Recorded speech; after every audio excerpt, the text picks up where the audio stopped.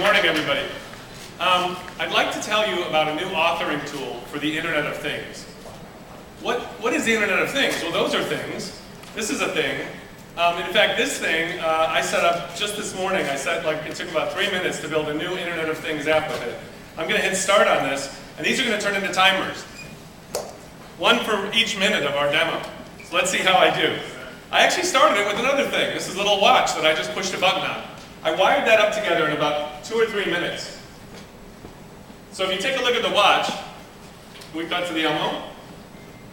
No idea if you can see this, but you can actually see it has a start there. I'm going to push another button called takeoff.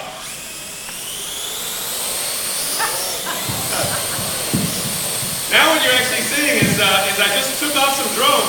Now Case is actually moving a bunch, and he's actually trying to move the drone up. He's got a body media band basically on his arm, and I just wired up to one of these drones. All right, he just slammed me. So I'm going to hit land on this now. Let me tell you about MakerSwarm.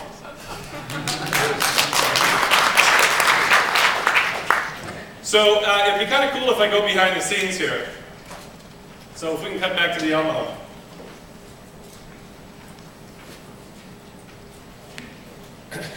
So if you guys look at this, you can actually see, here's the watch that I wired up. I just took some outputs for takeoff and start. Here's the timer, just made of a bunch of spheros. Those are little robot balls. Here's one of the AR drones. I just wired up the outputs to the inputs. You can actually see here's a sphero component and a drone. You know, I could do things like grab a wire from the yaw. Yaw is like the rotation of a sphero, and actually drag it over to the yaw of the drone.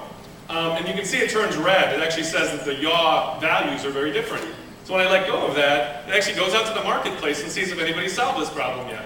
In fact, there are 2 of them, range converter and yaw to yaw. I'll pick yaw to yaw.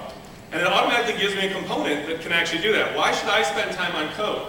I'd actually like to build amazing things in the Internet of Things. Because when we talk about the Internet of Things, we're not talking about the Internet of 4 or 5 things or your things.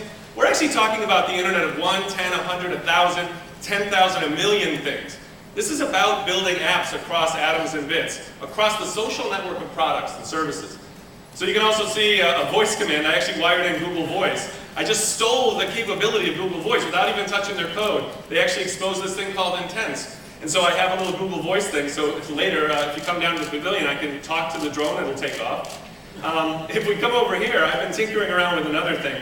This is kind of fun. So this is a little bit more specific. What if I could pick up a phone while I was here at this demo app space, and I could actually use the GPS location to identify I'm here, and use the compass that's built into the phone. Every phone has a compass. And I could do things like wire the compass to the camera, so that when everybody's facing the audience or facing the stage, it takes a picture. And what if I could wire the output of that camera to Twitter? So now I just wired it to Twitter.